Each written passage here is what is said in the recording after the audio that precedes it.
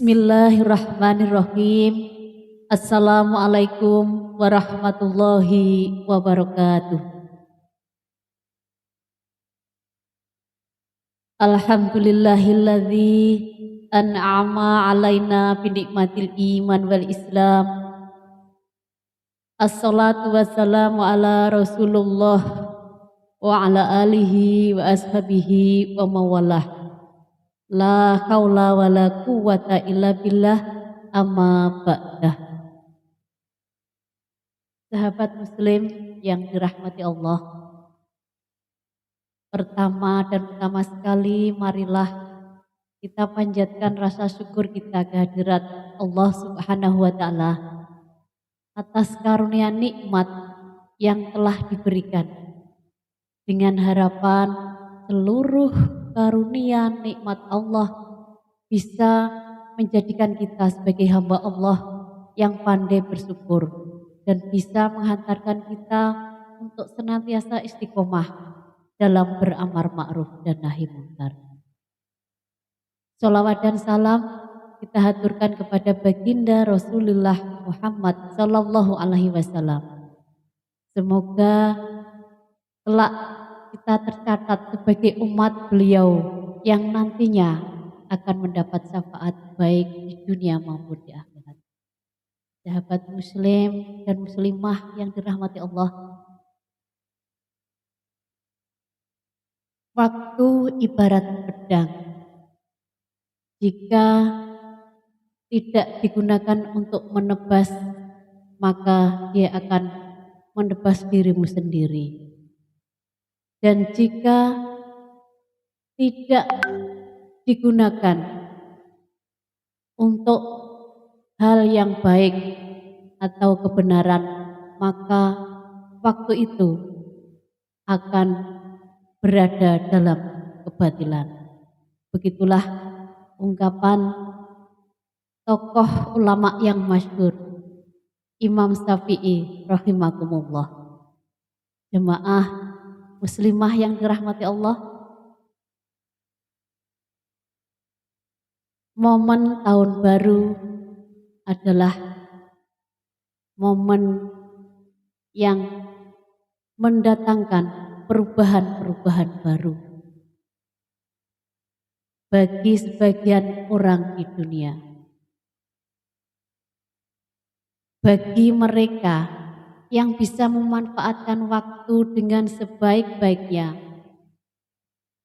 itu artinya dia telah berhasil memanage waktu.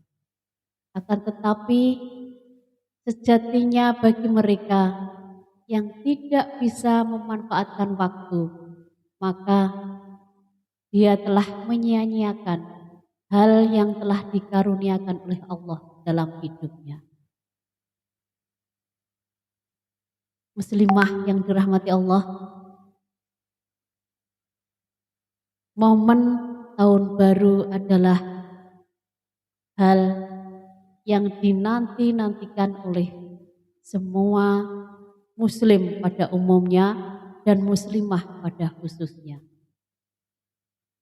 Bukan berarti pergantian tahun itu sekedar perubahan atau hijrahnya dari tahun yang sebelumnya kepada tahun yang berikutnya.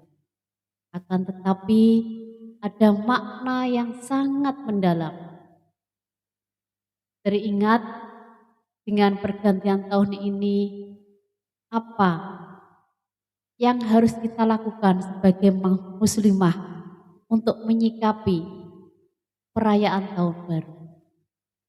Teringat Rasulullah Muhammad Sallallahu Alaihi Wasallam mengharapkan kepada umatnya agar kita sebagai muslimah dalam menyikapi perubahan pergantian tahun baru hendaknya jangan ikut terlibat atau melibatkan diri dalam perayaan tersebut. Tentunya ini dalam tanda kutip, sahabat muslim-muslimah yang dirahmati Allah, perayaan tahun baru yang dilarang oleh Rasulullah Muhammad Sallallahu Alaihi Wasallam, kita melibatkan diri dalam hingar-bingarnya yang tentunya tidak akan membawa kemanfaatan, atau hiruk pikuknya tahun baru yang ternyata hanya menghambur-hamburkan hal yang tidak membawa manfaat, akan tetapi justru sebaliknya membawa madharat. Hal-hal yang tidak perlu seperti hura-hura dan sebagainya. Akan tetapi kita sebagai muslimah di tahun baru ini atau tahun baru Hijriah yang tahun barunya umat Islam, seharusnya kita bisa menentukan sikap dengan melakukan sebuah resolusi bermuhasabah, resolusi untuk introspeksi diri, dan resolusi untuk mengevaluasi, melihat kembali berbagai kesalahan-kesalahan yang telah dilakukan di masa yang lalu.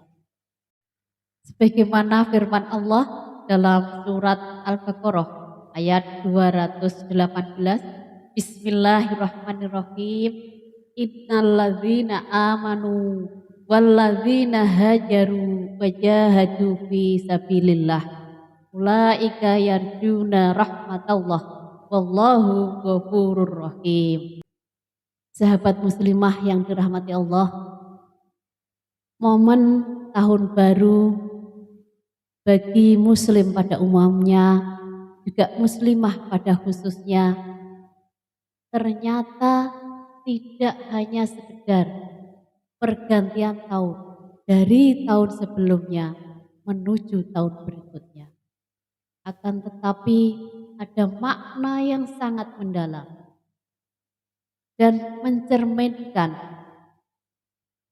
proses tahun baru Hijriah ini sebagaimana hijrahnya Rasulullah Muhammad Sallallahu Alaihi Wasallam. Pesan yang bisa diambil dari hijrahnya Rasulullah dari kota Mekah ke Madinah ini mengharuskan kita untuk mengikuti hijrah beliau. Bukan berarti hijrahnya di masa Rasulullah yang harus kita ikuti sebagaimana di era digital ini pindah dari kota satu ke kota yang lain.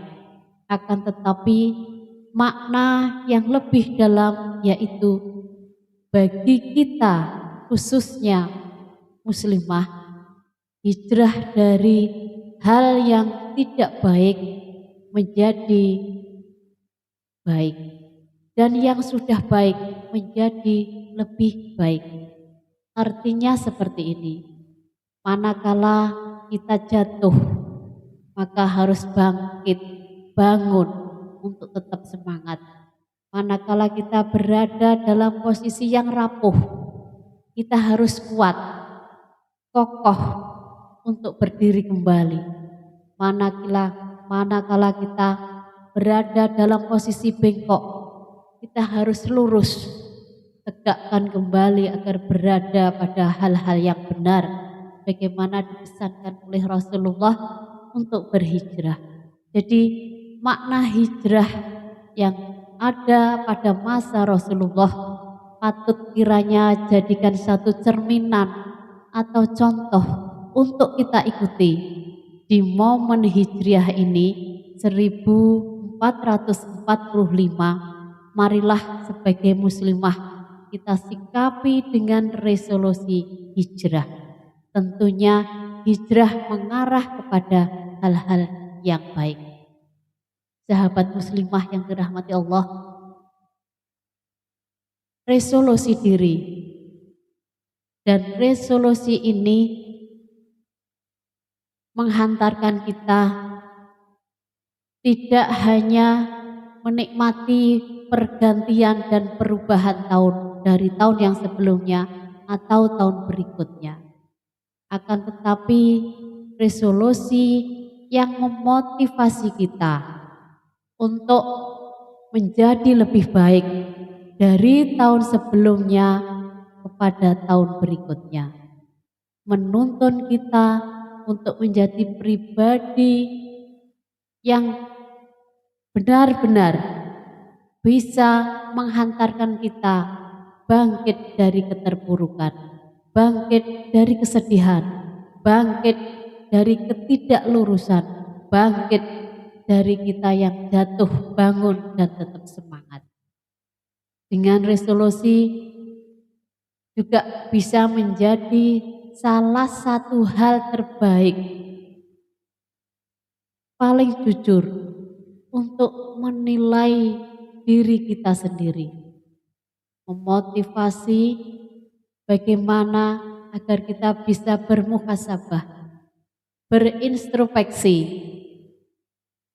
bisa mengevaluasi, dan bisa menghantarkan kita untuk menjadi muslimah yang berkualitas. Sahabat muslim yang dirahmati Allah, juga sahabat muslimah yang berbahagia. Apa resolusi kita di tahun baru 1445 Hijriah ini? Satu hal yang menarik adalah patut kiranya kita catat resolusi itu sebagai muslimah. Yang pertama adalah sholat tepat waktu. Seringkali ada sebagian dari kita ketika tengah konsentrasi penuh atau ketika kita sudah dengan begitu kekehnya dalam sebuah aktivitas pekerjaan atau enjoy dengan hobi kita atau asik dengan gadget kita, ketika azan dikumandangkan sebagai pertanda panggilan sholat dan iqomah dikumandangkan sebagai pertanda sholat jamaah akan dimulai, hanya lewat dari telinga kanan, keluar dari telinga kiri. Oleh karena itu, sahabat muslimah yang dirahmati Allah, sholat tepat waktu menjadi resolusi pertama yang harus kita catat. Karena dengan sholat tepat waktu itu mencerminkan kedisiplinan dalam aktivitas yang nantinya akan kita lakukan. Dan bisa menjadi satu parameter bagaimana kita sebagai hamba Allah dan kita sebagai umat Rasulullah untuk melakukan hal yang sekecil apapun. Kalau dalam sholat tepat waktu, maka insya Allah yang lain juga akan bisa terlaksana dengan baik, tertib, dan benar. Kemudian yang kedua, membaca Al-Quran lebih baik. Dalam artian seperti ini, kalau sebagian dari kita telah terbiasa membaca Al-Quran setiap habis sholat subuh, misalnya ada yang kita baca surat Al-Rahman, Al-Waqiah, kemudian setiap malam Jumat kita membaca surat Yasin ataupun Al-Kahfi. Akan tetapi resolusi yang ini harus berubah dan ada nilai tambahnya, semacam target, sehingga membaca Al-Quran yang dimaksud tidak hanya sekedar rutinitas, tetapi kita punya target. Kalau biasanya sehari-hari sudah akrab dengan Ar-Rahman, Al-Waqiah, setiap 1 minggu sekali sudah dengan surat Yasin dan Al-Kahfi, kali ini kita targetkan untuk tahun yang baru dengan 1 hari 1 juz. Dan yang kita baca adalah surat-surat selain yang terbiasa kita baca dalam waktu sholat. Kemudian sahabat muslimah yang dirahmati Allah, yang ketiga adalah zikir. Nah, Ternyata di era yang sudah sedemikian modern ini, seringkali kita terhipnotis dengan yang namanya gadget.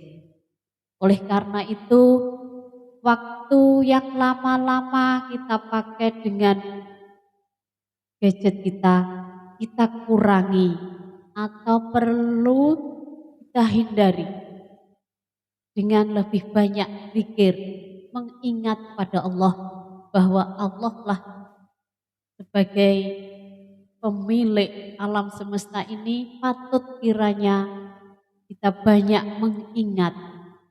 Dengan begitu seluruh apa yang dikaruniakan Allah kepada kita, terutama waktu, kita sebagai muslimah bisa memanage dan menjaga waktu itu dengan sebaik-baik.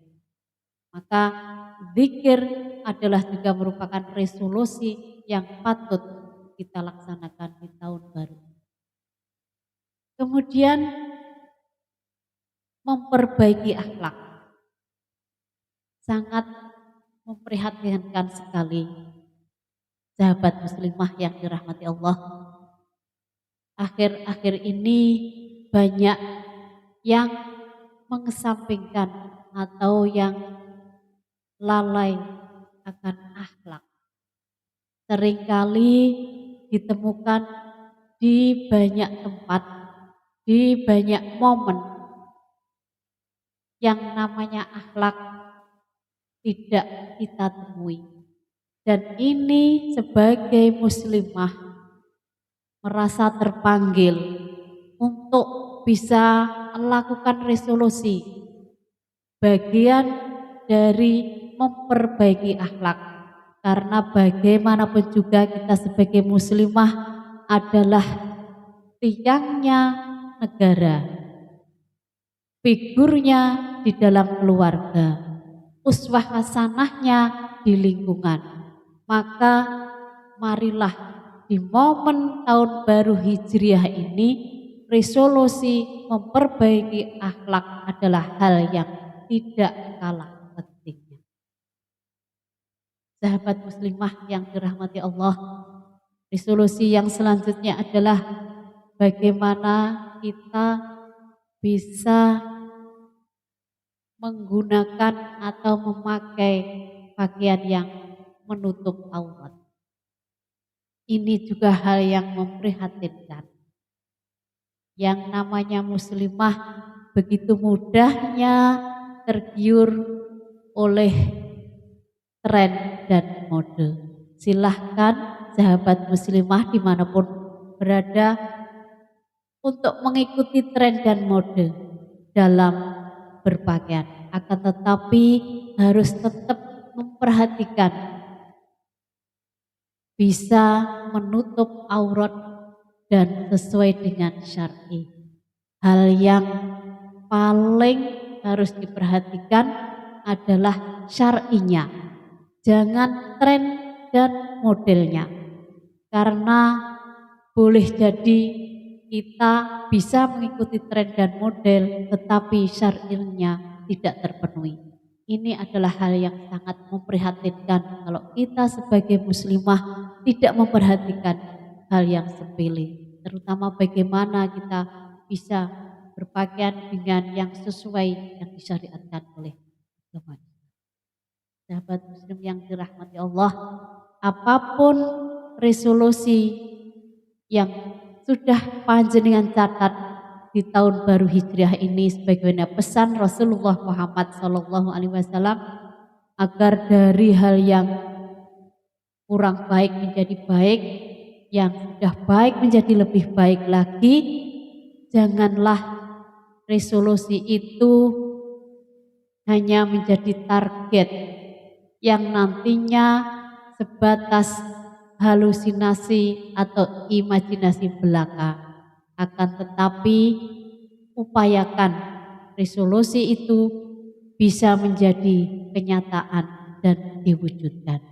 Harapan kami sahabat muslimah bisa mempunyai resolusi-resolusi yang jauh lebih baik dari apa yang saya sampaikan, sehingga lebih bisa menghantarkan muslimah sebagai panutan, muslimah sebagai contoh, dan muslimah sebagai tokoh yang nantinya bisa menjadi pembaharu di tahun baru Hijriah 1445. Kurang lebihnya mohon maaf. Hadanallahu wa iyyakum ajma'in. Wassalamualaikum warahmatullahi wabarakatuh.